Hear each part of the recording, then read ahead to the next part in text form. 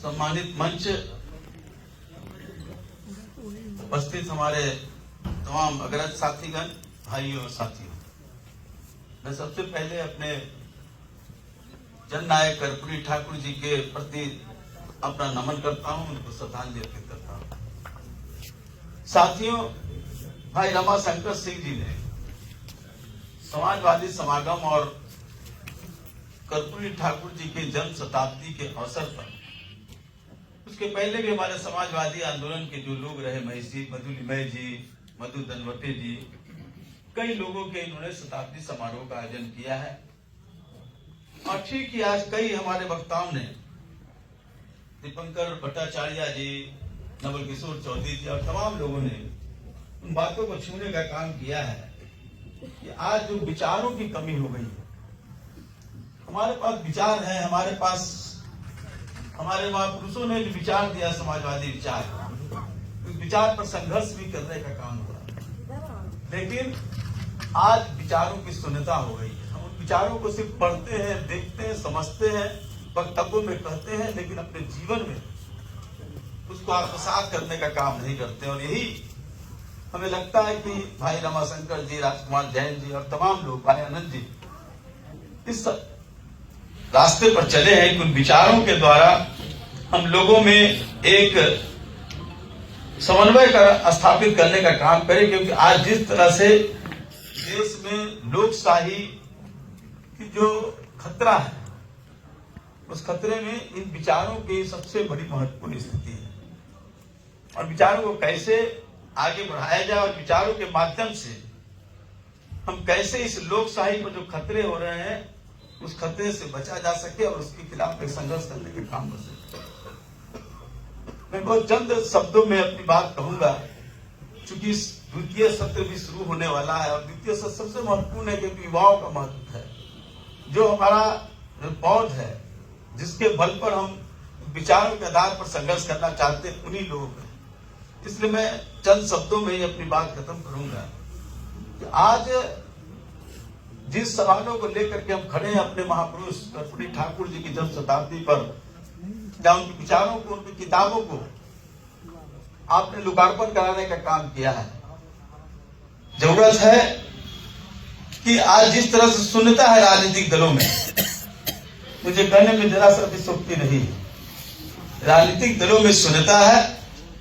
ठीक ही कहा रमाशंकर जी ने कि कार्यकर्ता, नेता और हमारी जो जनता में जो खाई पड़ते जा रही है, उस खाई को कैसे पाटा जाए, ये सबसे बड़ा सवाल है। और इसी सवाल से आज हम लोग यहाँ बैठे हैं। इसके पहले भी हमारे कई साथी बैठे हैं। कैसे उसको आगे बढ़ाया जाए, इस पर मंथन करने की जरूरत है। जब तक हम इस खाई को पाटने का काम नहीं करेंगे, नई पौध को लेकर के हम उस विचारों को आगे बढ़ने का काम नहीं करेंगे, तो लोकशाही पर जो खतरा है, ठीक ही कहा हमारे पूर्व वक्ताओं ने, कल का दिन कहा गया। और जो देख रहे थे, कई एक वर्ग के लोगों ने तो अपने घरों में कैद हो गए थे। मैं इस बात को व्यक्तिगत रूप से भी महसूस किया हूं और जानता हूं, चर्चाएं भी हुई हैं। किस तरह जो हमारा संविधान में है, धर्मनिरपेक्षता, समाजवाद, उस पर कल के दिन जिस तरह से खतरा थी, मानसिक रूप से खतरा थी और खतरा हुआ। जिस तरह लोग घरों में अपने आप को बंद थे, जिस तरह अपने मानसिक रूप से खतरे की महसूस करने का काम कर रहे थे, उस बात को उनको महसूस करना होगा। और उसको कैसे हम उस गुलामी से, उस मानसिकता से दूर करने का काम करेंगे, क्योंकि हमारे सामने इतिहास है। हमने 74 आंदोलन में हमने भुगतने का काम किया है। मैं इसमें कहने से भी सोचती नहीं कि 74 आंदोलन जिन सवालों को लेकर के हम लोग आंदोलन में आए थे, सवाल थे, आर्थिक सवाल थे, शैक्षणिक सवाल थे, सामाजिक सवाल थे। लेकिन वो सत्ता परिवर्तन हुआ और फिर वो सवाल गौण हो गए। मैं किसी को दोष और किसी को इसका आकलन करने के लिए नहीं, मूल्यांकन करने के लिए नहीं कहते हैं, लेकिन कहीं ना कहीं वो सवाल आज भी पड़ाव पर सिसक रहा है। तो सवाल है कि हम कैसे उसको आगे बढ़ाने का काम करें, मिलजुल करके, और नई पौध के ही बल पर, नई पौध के ही नेतृत्व में, नई पौध को ही आगे बढ़ा करके हम कोई लड़ाई लड़ने का काम कर सकते हैं, क्योंकि राजनीतिक दलों में शून्यता है। ठीक है, राजनीतिक दल की भी जरूरत है और उसकी महत्ता है। इंडिया गठबंधन भी बन रहा है, उधर एनडीए भी अपनी काम कर रही है, वो अपने एजेंडा को काम कर रही है। और क्यों इस तरह से आज खतरे हो रहे हैं, मुझे कहने में जरा से भी नहीं। आदरणीय रामाशंकर भाई और हमारे राजकुमार जैन जी, आनंद जी, इसलिए आज ये शून्यता है और इसलिए लोकशाही पर खतरा है। जो समाजवादी लोगों ने रहा, हमारे जो पीढ़ी के लोग और हमारे जो वरिष्ठ लोगों ने, हमने अपने एजेंडे को जनता के बीच में मजबूती से ले जाने का काम नहीं किया और उन्हें अपने एजेंडा को लेकर के 1925 से बढ़ते बढ़ते आज देश में अपने को सर्वोत्तम राजनीतिक दल स्थापित करने का काम किया और अपने विचारों को स्थापित करने का काम किया है।